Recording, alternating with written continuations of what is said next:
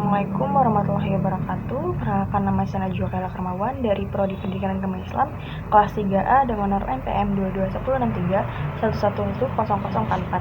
Nah, pada kesempatan ini saya akan bahas tentang peran penting yang dimainkan oleh tokoh-tokoh ulama dalam penyebaran Islam di Indonesia, khususnya melalui metode dakwah yang diterapkan oleh Wali Songo Tanah Jawa.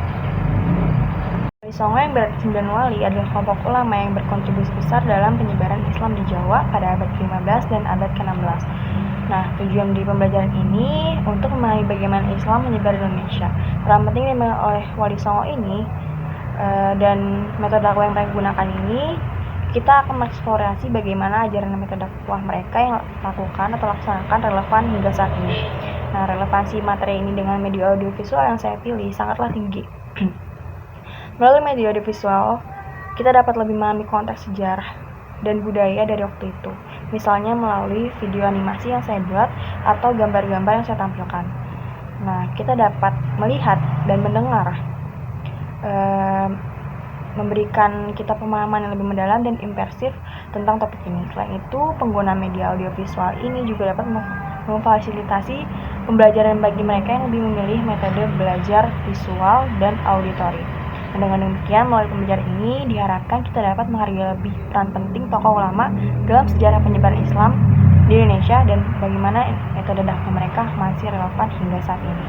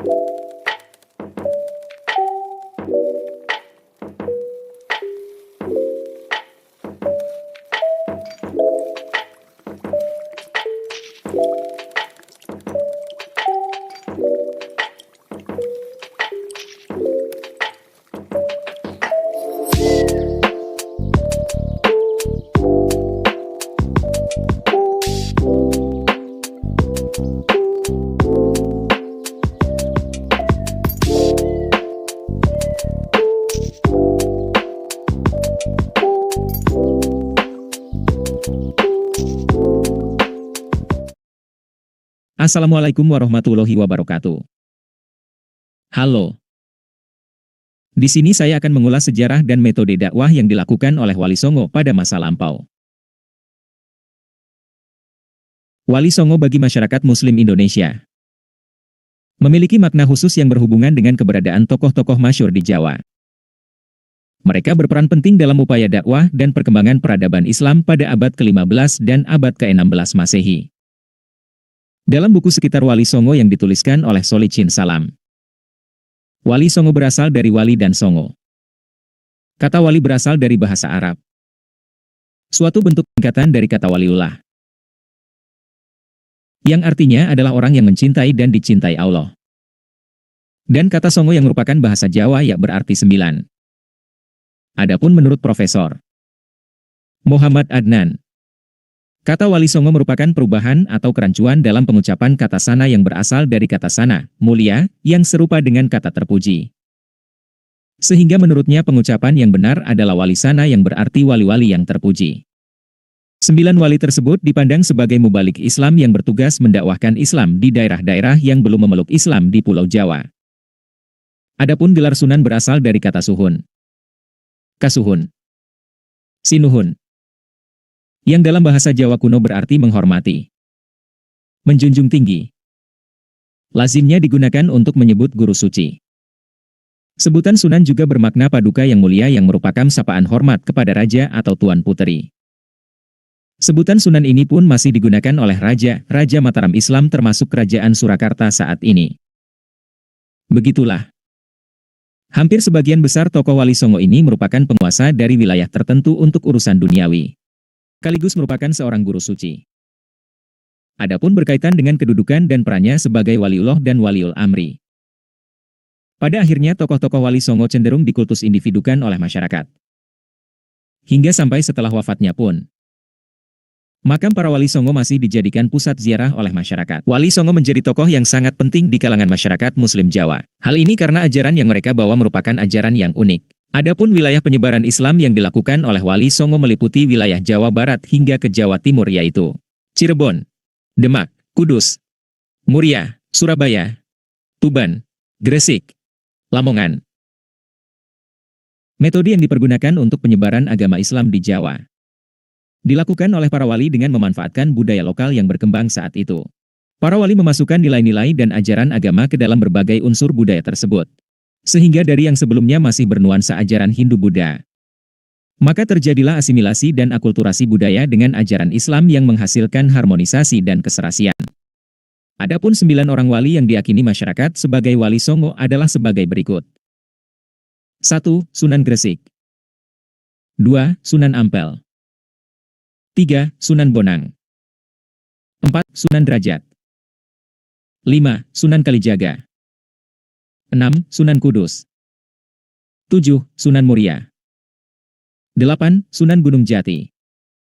9. Sunan Giri. Wali Songo merupakan suatu dewan dakwah atau dewan mubalik. Apabila salah seorang wali tersebut bepergian atau wafat, maka akan segera digantikan oleh wali yang lain. Era Wali Songo sekaligus merupakan pertanda berakhirnya dominasi budaya Hindu-Buddha di Nusantara, yang kemudian digantikan dengan kebudayaan Islam. Mereka adalah simbol dan ikon penyebaran Islam di Indonesia, khususnya di Jawa. Berikut ini merupakan beberapa strategi dan metode dakwah yang penuh dengan kedamaian yang ditempuh oleh Wali Songo. 1. Ceramah. Merupakan strategi dakwah yang dilakukan dengan jumlah jamaah yang cukup banyak.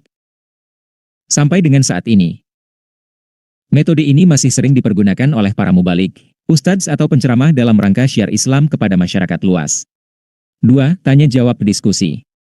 Metode ini tidak saja dilakukan dalam konteks dakwah, namun dalam penyampaian materi di dunia pendidikan pun masih menggunakan metode ini, karena dirasa masih efektif untuk mengetahui kekurangan dan kelebihan pemikiran orang lain, serta efektif untuk menginternalisasikan nilai-nilai pada seseorang yang terlibat dalam forum diskusi dan tanya jawab tersebut. Terhadap tokoh-tokoh masyarakat garis keras pun, para wali menerapkan metode diskusi atau musyawarah untuk mencapai sebuah kesepakatan tentang sikap saling toleran dan menghormati satu sama lain dengan baik.